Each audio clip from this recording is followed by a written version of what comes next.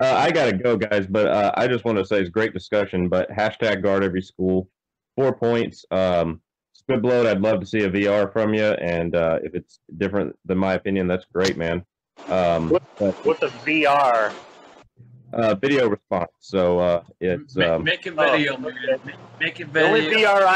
only VR I know is the Cyclone Veritech. So video response, I don't have no video response. yeah. So the reason I've got no video response is because I've never made a video response and not really sure what to say. So there's no time like the present to make one and just learn a little bit more about video editing and YouTube.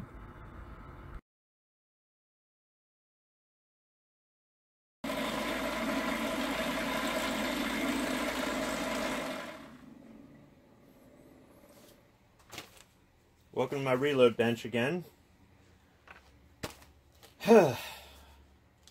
So this is my video response to Alaskan Ballistics. Hashtag, I really don't like hashtag, I like # better.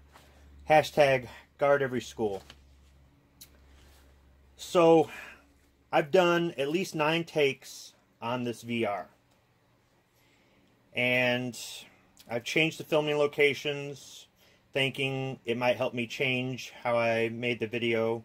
The first takes were way too long, in my opinion. I have had trouble condensing this, so here goes. 1, 2, 3, 4, 5 pages. Hopefully I got it right this time. First, I want to say that I have voiced my opinion on school security on several live shows since the Parkland, Florida murders. I've been passionate about this and started arguments with people on gun channels and YouTube over it. My passion comes from the fact that I have 2 children in public school. I think everyone has a right to an opinion. I just want everybody to understand where my passion comes from. My family will not live in fear. But I think about this every day my kids are in school. I cannot be there to protect them, so I expect the school and law enforcement to do it. I do not believe that either are taking the threat serious enough, most likely, in my opinion, because despite the media coverage, these incidents are rare. I think there are a lot of ideas out there to secure the schools. But I push mine not because I think I am right and everyone else is wrong, but because I feel that my ideas could be implemented the quickest with the least amount of expense and only really requiring the removal of gun-free zones at public schools. On a federal level, removing gun-free zones from public schools is all I can hope for. In the states that are already anti-gun, I cannot expect any cooperation. So I'm leaving those places out of my plan. In all of the free states, I think it should be a state-by-state, school district-by-school district decision to allow staff to carry. Because the gun-free zone has been removed, the schools cannot do anything about parents visiting the school and carrying. In the states or school districts that allow staff to be armed, my idea is to simply use existing state concealed carry laws and for the staff to acquire a concealed carry permit, firearm, ammunition, holster, and training and practice on their own time and at their own expense. The kind of people who would be willing to defend our children have already taken these steps in their personal life. Nothing needs to change for these people other than now they can conceal carry at their job. No cost to the taxpayers. I also think that anyone carrying needs to remain anonymous. Don't tell your coworkers, don't tell your boss, or maybe only the principal knows, something like that. Don't let the students know. In the event of a lockdown, do not draw that firearm until the threat presents itself, because afterward, The only people that need to know that you're armed are the police when they're securing the building.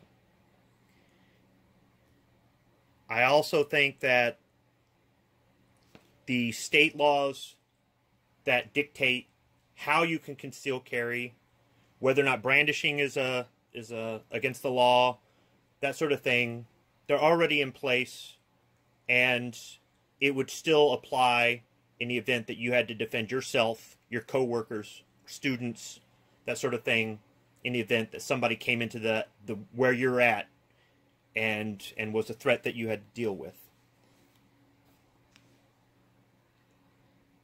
I also think, too, that it needs to be on-body carry only. No lockbox, no leaving it in your purse, no putting it in a desk drawer, no school armory, nothing like that.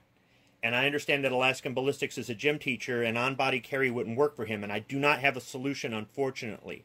However, I think that if it's anywhere other than on your body at all times, unless maybe they want to put something in the bathroom stall in the teacher's lounge or something for you to put your firearm while you're doing your business, but with the exception of that, there's too great of a chance of the firearm being left in the building after hours or somehow or another student getting their hands on it.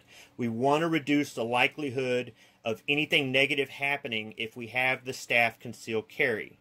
One negative event could wreck the whole thing.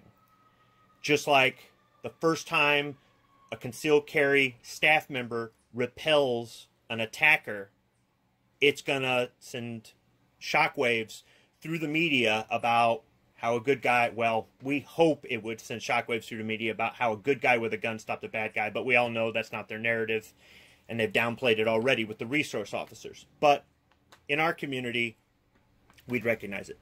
Moving along, local law enforcement can train with the staff once a year for a half day to a day.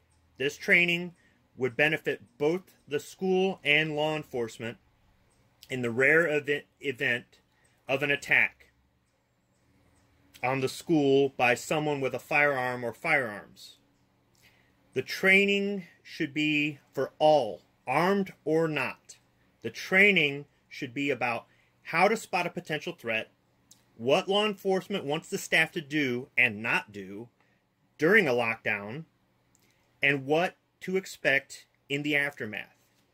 They can go over how they will clear each room and what protocols they have for an armed staff member to not get shot by law enforcement by mistake. I believe staff should defend only the room they are in during a lockdown, be that a classroom, lunchroom, gym, library, auditorium, office, teacher's lounge, etc. Do not go into the hallways. Do not seek out the threat. Stay put and only draw your gun if the threat attempts to breach your room. That'll keep you anonymous, and after the event is over, they may still not know who was armed and who wasn't, unless a teacher or some other faculty member had to use their firearm. And that continues the whole potential of, are they all armed or are none of them armed? Keep the bad guys guessing. Let law enforcement do its job without some staff member playing Rambo and getting themselves shot. Now, we did talk on Sarge's show about what if the threat was kicking in the door across the hall and you knew that teacher wasn't armed or that sort of thing. I guess it's a judgment call. If you decide you're going to leave your students and you're going to go across a hall and try to save the other students on the other side of the hallway, then that's what you're going to do. But if everybody remains anonymous under my plan, you don't know that that teacher across the hall is unarmed unless they've broken the anonymity and admitted it to you. Because if you decide to go in behind the threat and take them out, and the person facing the threat is shooting and they miss, it might hit you.